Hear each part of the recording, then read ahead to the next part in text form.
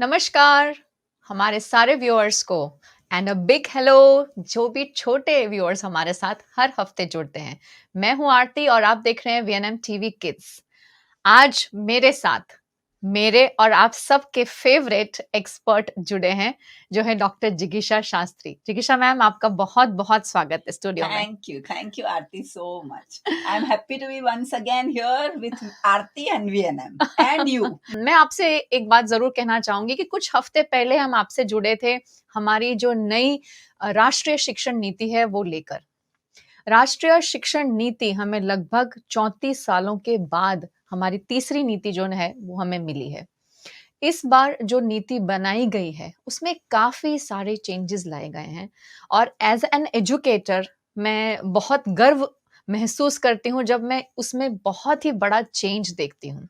और वो सबसे बड़ा चेंज जो नीति में इस बार लाया गया है वो है हमारे अर्ली इयर्स, प्रारंभिक वर्षों को तवज्जो दिया गया है इस पॉलिसी में। इन्हें एजुकेशन सिस्टम का पार्ट बनाया गया है और इसी के ऊपर आज हम चर्चा करने वाले हैं। हमारा चर्चा का विषय जो है यह है importance of holistic development in early years. Jikisha ma'am के बारे में ज़रूर मैं आपको फिर से एक बार बताना चाहूंगी। वैसे उन्हें किसी भी इंट्रोडक्शन की ज़रूरत नहीं है, बट स्टिल जिगीशा मैम जो है ये करंटली कंसल्टेंट है अजीम प्रेमजी फाउंडेशन के साथ। पिछले 35 सालों से अपना योगदान दे रहे हैं अर्ली इयर्स की फील्ड में। मैम एसोसिएट प्रोफेसर रह चुके हैं human development family studies department में, जो faculty of community and science का हिस्सा है। हमारे महाराजा सयाजीराव यूनिवर्सिटी ऑफ वडोदरा का एक बहुत ही बेहतरीन और माना हुआ हिस्सा है। मैम ने प्राइवेट और पब्लिक सेक्टर में काम किया है टीचर्स के साथ, बहुत सारे टीचर्स को ट्रेन किया है और एक अच्छे विजन के साथ उन्हें तैयार किया गया है कि ये टीचर्स जो हैं आगे जाके एजुकेशन को एक नया मोड़ दें। मैम, आपका बहुत बहुत स्वागत है। आप 35 सालों से इस फील्ड में काम कर रही हैं। जब आपने ये शिक्षण नीति में जो ये समावेश हुआ है हमारे अर्ली इयर्स का, इसके बारे में जब आपने सुना तब आपका रिएक्शन कैसा था? बहुत हैप्पीनेस थी जी। बहुत खुश हुए कि इतने सालों के बाद मेरी अपनी टीचर्स, मेरे जो सीनियर्स थे उनकी मेहनत के बाद जी। मेरी अपनी करियर में हमने इतना एडवोकेट किया, इतना काम किया। ऐसे कितने सारे लोगों ने इंडिया में काम किया है। उसके बाद जब ये अर्ली इयर्स का पीरियड शिक्षण नीति में जुड़ गया है जी। तो एक अचीवमेंट लगता है, एक संतोष की भावना होती है और एक होप भी बढ़ता है। बिल्कुल सही है। सो तीनों होता है। ये होप है कि अभी कुछ और अच्छा होगा और एक सिस्टमैटिक रूप से छोटे बच्चों की हम संभाल रख सकेंगे, उनकी शिक्षण के बारे में बात कर सकेंगे जी। और उसको एक क्वालिटी दे सकेंगे। बिल्कुल सही है। बच्चों के साथ जो काम कर रहा है वो सही में एक ऐसा इंसान होना चाहिए जो बच्चे को समझ सके, बिल्कुल, और उसकी फैमिली को समझ सके, क्योंकि बच्चे के लिए उसका बच्चा खुद और उसका एनवायरनमेंट बहुत इंपॉर्टेंट रोल प्ले करता है। तो मैम, जब हम बात करते हैं होलिस्टिक डेवलपमेंट की, तो सबसे पहले तो हमारे व्यूअर्स को आई विल रिक्वेस्ट आप बताएं कि होलिस्टिक डेवलपमेंट आखिर है क्या? तो होलिस्टिक डेवलपमेंट मानी कि समग्र विकास। जी। ठीक है। बच्चा, हम भी एज अडल्ट, हमारी जो पर्सनालिटी है, हम है, उसके अलग अलग क्षेत्र है। जैसे अभी आप और मैं बोल रहे हैं जी। हम एक दूसरे के सामने देख के कुछ स्माइल कर रहे हैं, नॉड कर रहे हैं, तो ये एक पर्सनालिटी का या विकास का अलग अलग क्षेत्र है। बोल रहे हैं तो भाषा विकास है। बिल्कुल। जब स्माइल कर रहे हैं, एक रिलेशनशिप बना रहे हैं, तो सामाजिक विकास है। राइट। तो ऐसे अलग अलग 6 क्षेत्र है जी। विकास के। ये क्षेत्र है बौद्धिक विकास, भाषाकीय विकास, सामाजिक विकास, जी। भावनात्मक विकास, शारीरिक विकास और रचनात्मक या सर्जनात्मक विकास। ये 6 विकास है। जी। ये जब 6 विकास को हम इकट्ठा देखते हैं उसको हम समग्र विकास कहते हैं। यानी बच्चे का हर एक क्षेत्र में जब विकास होता है तो होलिस्टिक डेवलपमेंट हो रहा है, ऐसी हमें समझ है। ये सारे क्षेत्र जो मैम ने आपसे अभी बताए, आपसे मेंशन किए हैं, वो सारे एक दूसरे से जुड़े हुए हैं और शायद इसीलिए इसे होलिस्टिक डेवलपमेंट कहा जाता है। मैम, होलिस्टिक डेवलपमेंट की इम्पोर्टेंस जो है वो अर्ली इयर्स में ही ज्यादा दी जाती है और ये एजुकेशन पॉलिसी भी यही कह रही है, तो मैम उसके बारे में कुछ बताइए। सबसे इम्पोर्टेंट बात यह है, और आई थिंक हमने पहले भी आरती एक दो प्रोग्राम में बात कर ली थी, जी, पर मैं फिर से रिपीट करूंगी कि डेवलपमेंट, जो बच्चे का विकास कोई भी क्षेत्र में हो या बिल्कुल। कि कोई भी विकास हो, उसकी जो बेस बनती है, उसकी जो नींव रखी जाती है, फाउंडेशन होता है, वो ये सालों में होता बिल्कुल। है। यानी जब जो अनुभव, जो प्रवृत्ति, जो इंटरैक्शन बच्चा ये अर्ली इयर्स में करेगा, एक्चुअली जन्म से लेके 8 तक, जी, या हम जब बात करते हैं, बिकॉज हम स्कूलिंग के लेवल पे बात करते हैं, तो 3 से 8 तक का जी, जो भी बच्चे को अनुभव मिलता है, वो अनुभव से बच्चे के अलग अलग विकास के क्षेत्र में उसका एक बेस बनना शुरू हो जाता है। बिल्कुल। मैं एक सिंपल बात करूं तो जैसे हम स्कूल में बच्चों के साथ गीत गाते हैं, कहानी कहते हैं, तो क्या होता है इनसे कि बच्चा नए नए शब्द सीखता है। अब जब नया शब्द सीखता है, कोई कनेक्शन में सीखता है, तो उसको समझ में भी आता है ये शब्द क्या है। तो अभी जब नेक्स्ट टाइम उसे और कुछ बात करनी होगी, कुछ वर्णन करना होगा, तो वो ये शब्द का उपयोग करेगा। तो ये जो अर्ली अनुभव था, उससे ये बच्चे की भाषा की बेस बन रही है। और जैसे बिल्डिंग का है, बिल्डिंग का बेस बनाते हैं, फाउंडेशन स्ट्रांग करते हैं, कहते हैं बिल्डिंग ना पाया वो मजबूत होना चाहिए, बिल्डिंग के का फाउंडेशन बहुत स्ट्रांग होना चाहिए। स्ट्रांग होता है तो बिल्डिंग भी स्ट्रांग रहेगा। एग्जैक्टली ऐसा है। तो ये जो अर्ली इयर्स है, उसमें जो बच्चे को अनुभव मिलेंगे अलग अलग क्षेत्र के लिए, तो उससे बच्चे का फाउंडेशन बहुत स्ट्रांग हो जाएगा। और जब फाउंडेशन होगा तो ऑटोमेटिकली जो अलग अलग स्टेप वो बच्चा आगे जाएगा, वो इतना कॉन्फिडेंस से, इतना अबिलिटी से आगे जाएगा। बिल्कुल, बिल्कुल सही। जब हम घर ढूंढने जाते हैं तो हमेशा हम देखते हैं कि कैसी क्वालिटी का सीमेंट लिया गया है, किस तरह की ईंटों का वपराश हो रहा है, किस तरह का सीमेंट, किस तरह की स्टील, क्या क्या लग रहा है उसमें, हम बहुत ध्यान देते हैं ये सब चीजों में। क्या हमने कभी ध्यान दिया है कि बच्चे की जो हम नींव रख रहे हैं एजुकेशन की, वो कितनी जरूरी है? आई थिंक ये नई एजुकेशन पॉलिसी जो है ये इसी के बारे में बात करती है। ये यही इम्पोर्टेंस दर्शा रही है कि बच्चों के जो ये प्रारंभिक वर्ष हैं, ये बहुत ज़रूरी हैं। इन वर्षों में आप जिस तरह का एटमॉस्फेयर बच्चे को देते हैं, जिस तरह का एनवायरनमेंट आप उनको देते हैं, उसी से उसका नेचर बनता है और बच्चा जो है वो आगे अपने फील्ड में या आगे क्षेत्र में तरक्की करता है। और इसका जो भी श्रेय है वो सबसे पहले आप पेरेंट्स को जाता है।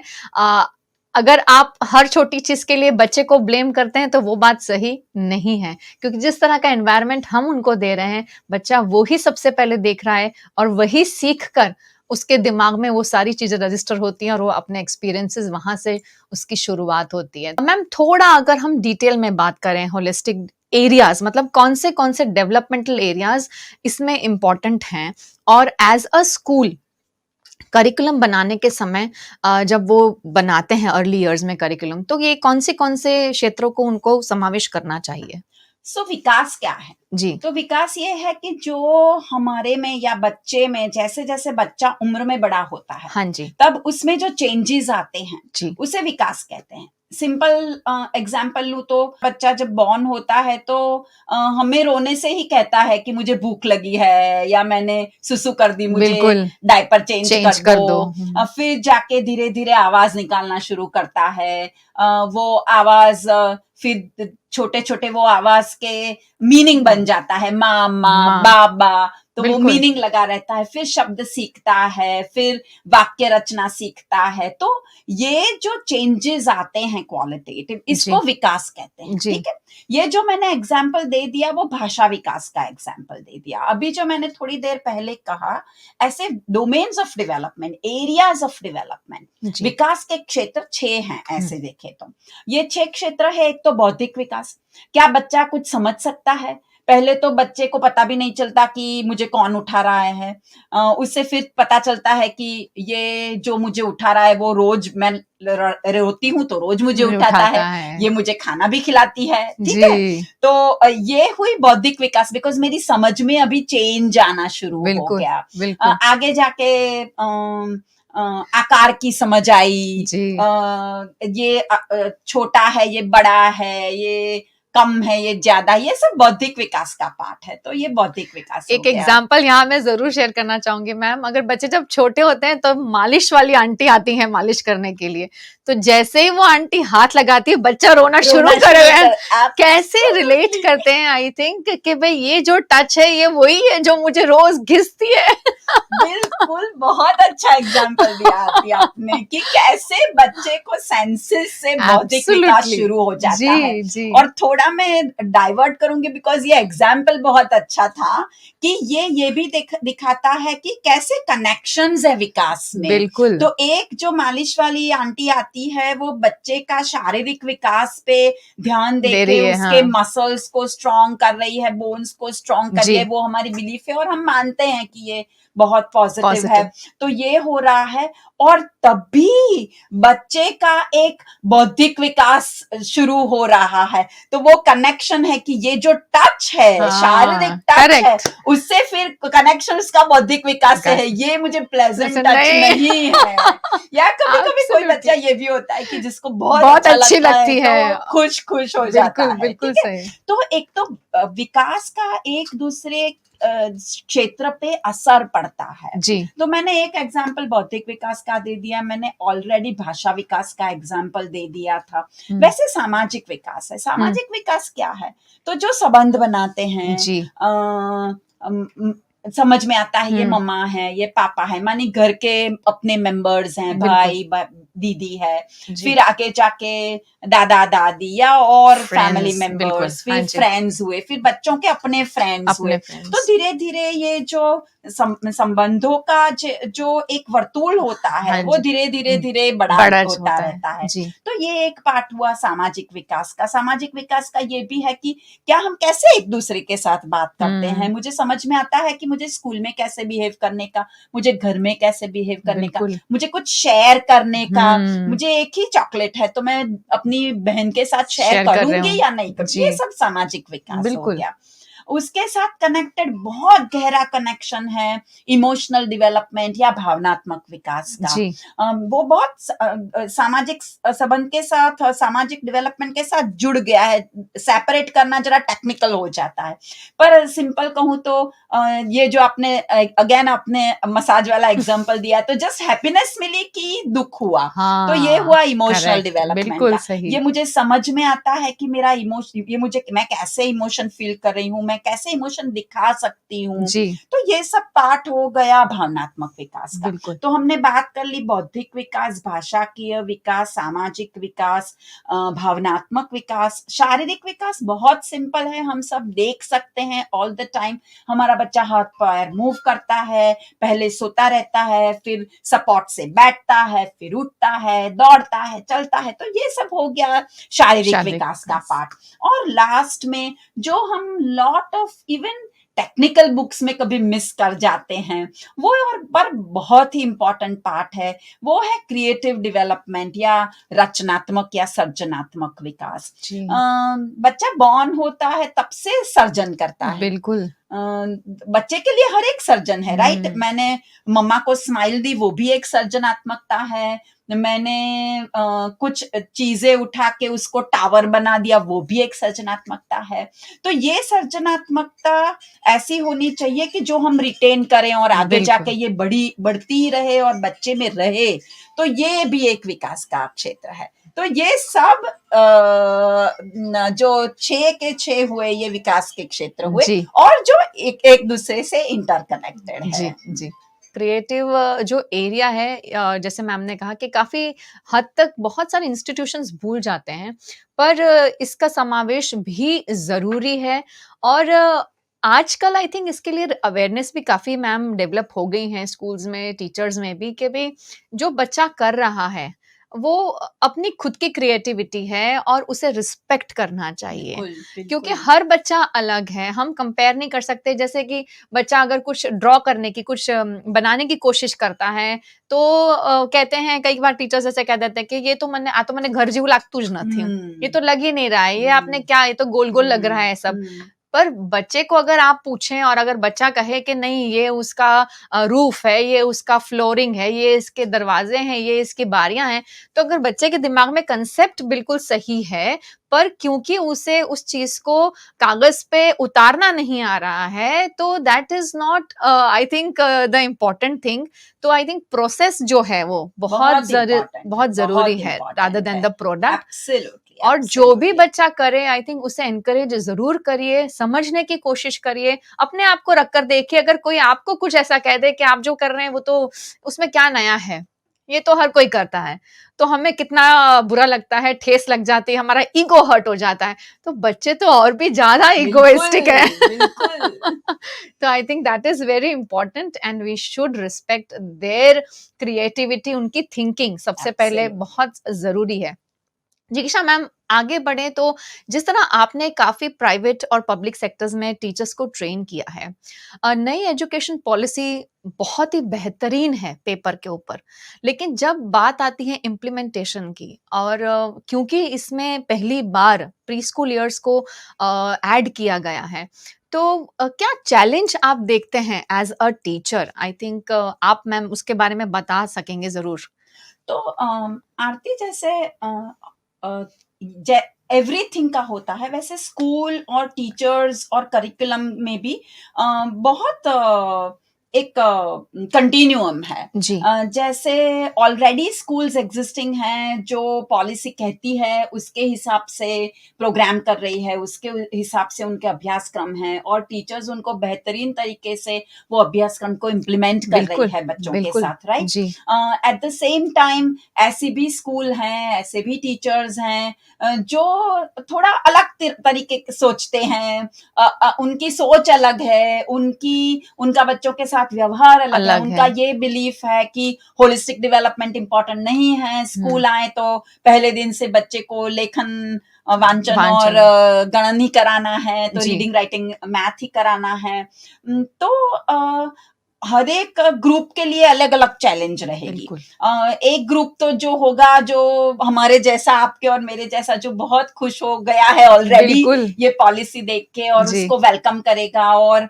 उनको और बढ़ावा मिलेगा और मोटिवेशन मिलेगा तो नए नए जो आइडियाज होंगे तो वो लोग स्वीकार करेंगे और उसको और अच्छी तरह इम्प्लीमेंट करेंगे दूसरी बात ये है कि हाँ थोड़ा जो टीचर्स अभी तक ये पॉलिसी के हिसाब से डेवलपमेंटली अप्रोप्रिएट या प्लेवे मेथड से पढ़ा नहीं रहे हैं उनको थोड़ी तकलीफ होगी चैलेंज होगी सोचने में भी पर मेरा अनुभव ये भी कहता है कि लॉट ऑफ टाइम्स टीचर्स ये नहीं कर रहे हैं बिकॉज उनको इसकी इतनी इंपॉर्टेंस मालूम नहीं है जब उनको ये पता चलेगा और जब हम और मैं मेरे जैसे लोगों की जिम्मेदारी काउंट करती हूँ और ये प्रोग्राम होपफुली एक पार्ट है उसके लिए कि हम उनको कन्विंस कर सके कि क्यों ये पॉलिसी और उसमें पॉलिसी में दिए गए सजेशंस यंग चिल्ड्रन के लिए इतने इम्पोर्टेंट है तो मुझे लगता है कि 80% टीचर्स उनको हैप्पीली स्वीकार कर लेंगे बिकॉज अल्टीमेटली टीचिंग प्रोफेशन में आए हैं बिकॉज हमें बच्चों को पढ़ाना है हमें बच्चों में चेंज देखना है बच्चे डेवलप करें हाँ 20% हर एक जगह होता है वो चैलेंज होगा ही और उनके साथ we will have to work a little more than the rest but I feel generally teacher community will welcome the new policy and the idea ये पॉलिसी टीचर्स को स्कोप भी देती है क्रिएटिविटी के लिए। एब्सोल्युटली ट्रू वो बहुत बहुत बड़ी चीज है इसमें, क्योंकि एब्सोल्युटली अभी तक काफी, मैं ये नहीं कहती हर स्कूल, लेकिन कुछ स्कूल्स ऐसे हैं जिनका एक फिक्स्ड करिकुलम है और टीचर्स को वही करना पड़ता है और वो अपना योगदान नहीं दे पाते हैं उसमें। एब्सोल्युटली वो ही आंख बंद कर कर वैसे ही एबीसीडी पढ़ाना, वैसे ही नंबर करवाना, बिल्कुल तो वो शायद उनके लिए एक रिस्ट्रिक्शन हो गया था। पर ये बिल्कुल नई पॉलिसी क्योंकि बात कर रही है एक्सपीरियंशियल लर्निंग की, प्ले वे अप्रोच की, तो आई थिंक ये सब चीजों से वो बोलते हैं ना कि दिमाग के दरवाजे खुल जाएंगे। एब्सोल्युटली तो आई थिंक एब्सोल्युटली बच्चों में जो हम चेंज सोच रहे हैं वो टीचर्स में भी जरूर आ जाएगा, इफ यू एक्सेप्ट इट। जैसे मैम ने बोला कि एक बार आप इंपॉर्टेंस उसकी समझ लेंगे, आई थिंक आपके लिए भी ये बहुत ही इंटरेस्टिंग हो जाएगा। और आई थिंक टीचिंग फील्ड तो थोड़ी चैलेंजिंग होनी ही चाहिए, तभी मजा आएगा उस बिल्कुल चीज का। और स्पेशली जब छोटे बच्चों के साथ आप काम करते हैं, हम बच्चों में हर चीज लाने की कोशिश करते हैं, बच्चों को ये चेंज करवा दो, उसको ये नहीं कर रहा, उसको ये ठीक कर दो, पर हम अपने आप में ये चेंजेस क्यों नहीं लाते? As a parent, as an educator, as an teacher बहुत जरूरी है। सो सबसे पहले अगर आप अपने अंदर चेंजेस वेलकम कर रहे हैं तो आपका बच्चा भी जरूर करेगा। That is I think one thing which we all should understand as a parent, as an educator, सबके लिए। और मैं ऐसा नहीं कह रही हूँ कि मैं और जिज्ञासा मैम सिर्फ आपको बोल रहे हैं, हम ये सब फॉलो करते हैं इसीलिए आपको कह रहे हैं। बिल्कुल बिल्कुल बिल्कुल आरती सिर्फ बिल्कुल कहने के लिए नहीं कहा जा रहा है, we are following it and we see the changes in children. I think that is the best part. और बच्चे जो इतने छोटे हैं, आई थिंक हम एक लाइव इंसान के साथ काम कर रहे हैं, तो उसकी जो वो लाइफ है जिसके साथ हम रह रहे हैं, जुड़े हुए हैं, उसमें वो चेंज लाना हमारी रिस्पॉन्सिबिलिटी है और हमें वो बहुत बेहतरीन लाना है एज अ टीचर। वो हमें सबसे ज्यादा ध्यान रखना है। मैम आगे बढ़ते हैं। जब हम बात करते हैं एक बच्चे की ग्रोथ के बारे में, और अगर मैं आपसे पूछूं कि भाई फॉर एग्जाम्पल एक बच्चे का ग्रोथ ऐसी स्कूल में हो रहा है जहां पे हम होलिस्टिक डेवलपमेंट की बात कर रहे हैं, वैसा ही करिकुलम बनाया जाता है, और दूसरी जगह ऐसी स्कूल जो उस पर बिलीव नहीं करती है, तो दोनों के ग्रोथ में आपको क्या डिफरेंस दिखाई देता है? एक तो जब जैसे मैंने पहले ही कहा कि विकास है क्या, जी तो विकास एक क्षेत्र नहीं है, जी ये 6 क्षेत्र में जो चेंजेस आते हैं पॉजिटिवली, जो बढ़ाई आती है, जी और वो 6 क्षेत्र एक दूसरे से इंटरकनेक्टेड है, बिल्कुल तो मिलके आता है।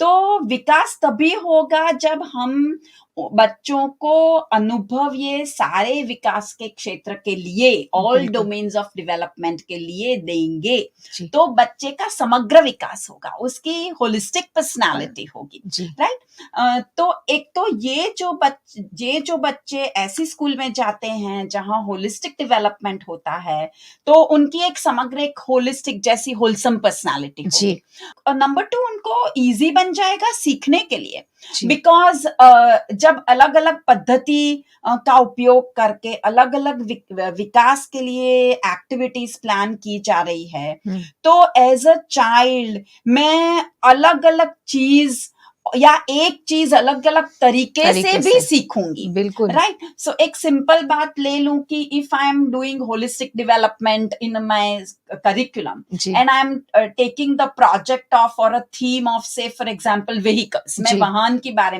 वाहनों के बारे में बात करने वाली हूँ। जी तो एज अ टीचर मैंने भाषा के अनुभव दे दिए, मैंने वाहन के गीत गाए बच्चों के साथ, वाहनों की कहानी कही, जी वाहनों के बारे में बातें करी, तो मैं एज अ चाइल्ड मेरी भाषा विकास हुई, मेरा इतना वोकैबुलरी बढ़ी, राइट। और फिर मैंने वाहनों के बारे में चर्चा की, वाहन कैसे चलते हैं, उनको क्या चाहिए, रिपेयर करने के लिए किसके पास जाना पड़ेगा, तो मेरा बौद्धिक विकास हुआ। बिल्कुल तो एक ही उससे मेरा वो बौद्धिक विकास भी हो रहा है। और बच्चे को आप गराज में ले गए, बच्चे ने देखा, सब उसको अनुभव किया, बिल्कुल फिजिकल मूवमेंट भी हो गई, एक दूसरे के साथ भी बात कर ली। तो एक बार तो ये जो फाउंडेशन ईयर्स के लिए पॉलिसी हमें कह रही है ऐसे होलिस्टिक डेवलपमेंट एक्टिविटीज के बारे में, तो ऐसी एक्टिविटी मेरी भाषा विकास करेगी, मेरा बौद्धिक विकास करेगी, मुझे सामाजिक विकास पास ऐसे होगा कि मुझे पता चलेगा कि इसके साथ जुड़े हुए प्रोफेशंस के लिए क्या पढ़ना है, बिल्कुल कैसी स्किल्स चाहिए, चाहिए गराज में काम करने के लिए मुझे कैसी स्किल चाहिए, ऑटोमोबाइल इंजीनियर बनने के लिए मुझे कैसी स्किल चाहिए, बिल्कुल तो बिल्कुल ये और क्या ज्ञान चाहिए, कहाँ जाना पड़ेगा, कितनी मेहनत करनी पड़ेगी। तो एक होलिस्टिक डेवलपमेंट होके रहता है। और एब्सोल्युटली बच्चा जो है वो शुरू से बॉर्न होता है तब से बहुत क्यूरियस है, जी उसकी जिज्ञासा वृत्ति बहुत ही है। तो जब होलिस्टिक डेवलपमेंट वाला जो करिकुलम हम देते हैं तो ये जिज्ञासा वृत्ति उसकी फुलफिल होती है, बिल्कुल क्यूरियोसिटी मीट कर सकते हैं, क्यूरियोसिटी फुलफिल कर सकते हैं और बच्चा और एंड और डेवलप होता है। एब्सोल्युटली जब जब हम वो नहीं करते तो एक ही क्षेत्र, और मोस्ट ऑफ द टाइम हमारी स्कूल फिर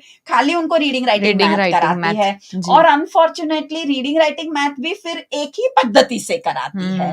तो उससे क्या होता है कि मैं इतना ही सीखूंगी बिल्कुल नहीं, और शायद उससे बोर भी हो जाऊंगी, बिकॉज मैं डेवलपमेंटली रेडी नहीं हूं इतना सारा बिल्कुल रीडिंग सही राइटिंग बता और रहे मैथ हैं करने बिल्कुल के सही लिए। बता रहे हैं तो ये दो पहलू है। और बिल्कुल हमें बच्चे का समग्र विकास चाहिए। हमें हमें लगता है कि जो अपनी इंटरेस्ट का हो वो बच्चा सीखे, वो करे, उसमें आगे जाए या इंटरेस्ट खोजे। ऐसा तो नहीं है कि 3 साल के बच्चे को सही पता बात है है क्या इंटरेस्ट है या हमें पता चल जाएगा कि यही उसका इंटरेस्ट है। बिल्कुल इंटरेस्ट भी बदलते रहते हैं, पर हम हमारी बच्चे की फुल कैपेसिटी डेवलपमेंट करने के लिए फिर हम अनुभव दे जी सकेंगे, जी और बच्चे को अपॉर्चुनिटी मिलेगी कि मैं ये 10 चीजों में से कुछ भी कर कुछ भी सकने के कर लिए सकता हूँ केपेबल हूँ। एक्सप्लोर करने का जो एरिया है जो स्पेस है वो बच्चे को ज्यादा मिलेगी। Absolutely. और जिस तरह मैम ने बताया कि जरूरी नहीं कि हर बच्चा एक ही पद्धति से सीखे, बच्चे को अलग अलग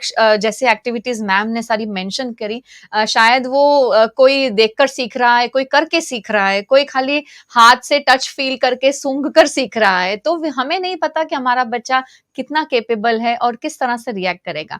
तो ये जो नई एजुकेशन पॉलिसी है ये भी बहुत अच्छी चीज दे रही है कि हमारे बच्चों के पास फ्रीडम है अब, और ये फ्रीडम तब आएगी क्योंकि अब हमारा सिस्टम एजुकेशन का बहुत चेंज हो गया है। हर चीज में एक बदलाव लाने की कोशिश की जा रही है, और सबसे इम्पोर्टेंट चीज क्या है, हमारे बच्चे का ग्रोथ। वो इसमें आई थिंक जो बताया है कि संपूर्ण विकास हम देख रहे हैं वो तभी होगा कि जब हम होलिस्टिक डेवलपमेंट या ओवरऑल डेवलपमेंट की जब हम बात कर रहे हैं वो हम देखें। लेकिन ये सिर्फ स्कूल्स का ही काम नहीं है, हम पेरेंट्स की भी रिस्पॉन्सिबिलिटी है कि ऐसी कुछ एक्टिविटीज हम घर पे भी दें उनको। बच्चा स्कूल जाता है 3 घंटा 4 घंटा 6 घंटा जितने भी घंटे जाता है, पर बाद में बच्चा घर पर होता है, तो घर पर आप ऐसी कितनी प्रवृत्तियां उनको देते हैं, ऐसा कितना एक्सपीरियंस उनको देते हैं जिससे उन्हें और भी और क्यूरोसिटी डेवलप हो और कुछ एक्सपेरिमेंट करने का उन्हें चांस मिले। तो ये आई थिंक जो नई एजुकेशन पॉलिसी है वो as a institution, as a school, as a teacher हम तो पढ़ ही रहे हैं, समझ रहे हैं, पर एज अ पेरेंट आपको भी उस पे थोड़ा सा तवज्जो देकर पढ़ना चाहिए। आपके खुद के एक अवेयरनेस के लिए आपको पता चलेगा कि अब नया एजुकेशन सिस्टम हमारे बच्चे के लिए क्या लेकर आया है। जिकीशा मैम, जाते जाते क्या मैसेज देना चाहेंगे? मैं पेरेंट्स को एक मैसेज खास देना चाहूंगी जी कि मैम। एक बात तो है कि हाँ, आप होलिस्टिक डेवलपमेंट के अनुभव दीजिए, जी पर दूसरी बात ये है कि नेगेटिवली जो हम कभी कभी कर लेते हैं कि हम एक ही चीज पे इंपॉर्टेंस देते हैं जी कि मार्क्स कितने आए, हाँ ग्रेड कितनी आई, बिल्कुल आपके टीचर ने आपको स्माइली दी दिए कि कि नहीं नहीं दी।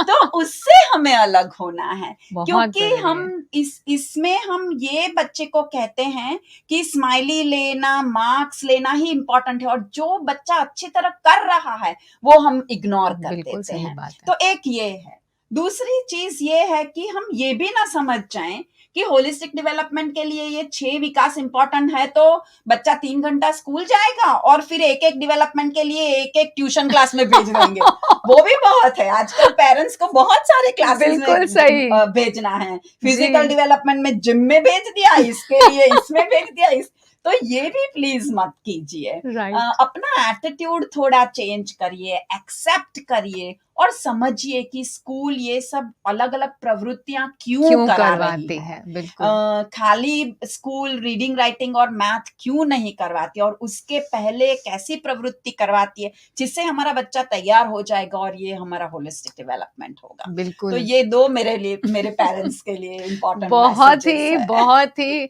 बहुत ही important and I think this is the best message. Even मैं भी रिलेट कर पा रही हूँ, जब मैम बोल रहे हैं तब मुझे भी इतनी हँसी आ रही है। बट आई एम श्योर आपको भी आ रही होगी, आप अपने आप को विजुअलाइज़ कर रहे होंगे एज़ अ पेरेंट उस सिचुएशन में। प्लीज़ अपने बच्चों को थोड़ा स्पेस दीजिए। उन्हें आई थिंक हमने बहुत सारी चीज़ों से बाँध दिया है कि 9 से 10 ये, 10 से 11 ये, 11 से 12 ये।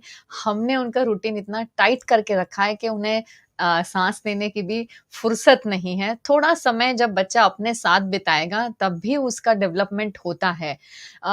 मैं कितने पेरेंट्स को सुनती हूँ कि मेरा बच्चा बोर हो जाता है, और बच्चे भी बोल देते हैं अब तो बहुत आसान से कि मुझे बोर हो रहा है, पर बोर क्या हो रहा है वो समझ वो नहीं तो आता समझ है। में नहीं है। तो आई थिंक वो आइडियली भी जब अपने साथ थोड़ा समय बिताते हैं या कुछ भी बैठकर तोड़ रहे हैं, जोड़ रहे हैं, उसमें भी उसका एक बौद्धिक विकास जैसे मैम बता रहे हैं, वो सब चीज़ें उसके दिमाग में एब्सोल्युटली। चल रही हैं। तो अपने बच्चों को थोड़ा समय दीजिए, और अभी हम सब घर में हैं, बच्चे भी घर में हैं एक्चुअली, तो थोड़ा समय निकाल कर उनके साथ बातें करने की कोशिश करिए, जानने की कोशिश करिए बच्चे के दिमाग में क्या चल रहा है। आजकल की सिचुएशन में बच्चे बहुत ज़्यादा स्ट्रेस्ड हैं, तो आपका एज़ अ पेरेंट बहुत इम्पोर्टेंट रोल है अभी इस समय में। आई एम श्योर आप सब भी बहुत ज़्यादा स्ट्रेस्ड हैं, लेकिन थोड़ा-सा रिलैक्स करेंगे अगर अपने बच्चों के साथ तो आपको भी मज़ा आएगा। थैंक यू सो मच जिगिशा ma'am, it was a wonderful session, और जो पेरेंट्स, व्यूअर्स हमें देख रहे हैं उनके लिए it's a hand on tips जो मैम ने दी हैं। वेरी सिंपल चीज़ें मैम ने आपको बताई हैं जो एज़ अ पेरेंट आप बहुत आसानी तरीके से रिलेट कर पाएँगे। वीएनएम टीवी किड्स को अब 1 साल पूरा हो चुका है। I want to really thank all the viewers जिन्होंने हम पर इतना ट्रस्ट रखा, हमसे जुड़े रहे इतने समय तक। सारे बच्चे जिन्होंने अभी तक के टास्क में हमारे साथ पार्टिसिपेट किया है, लेकिन इस माध्यम को और ज़्यादा यूज़ करें बच्चे प्लीज़, और ज़्यादा से ज़्यादा टास्क में जुड़ने की कोशिश करिए। पेरेंट्स भी बच्चों को एनकरेज करिए, क्योंकि ऐसे प्लेटफ़ॉर्म हर किसी को नहीं मिलता है, और ये प्लेटफ़ॉर्म आपके लिए, आपके बच्चों के लिए ही क्रिएट किया गया है। सो वीएनएम टीवी किड्स के इस चैनल को ज़रूर सब्सक्राइब कीजिए। अगर आपको हमारे ये सारे टॉपिक अच्छे लग रहे हैं तो प्लीज़ लाइक कीजिए, शेयर कीजिए। अगले हफ्ते आपसे हम फिर मुलाकात करेंगे, तब तक के लिए नमस्कार।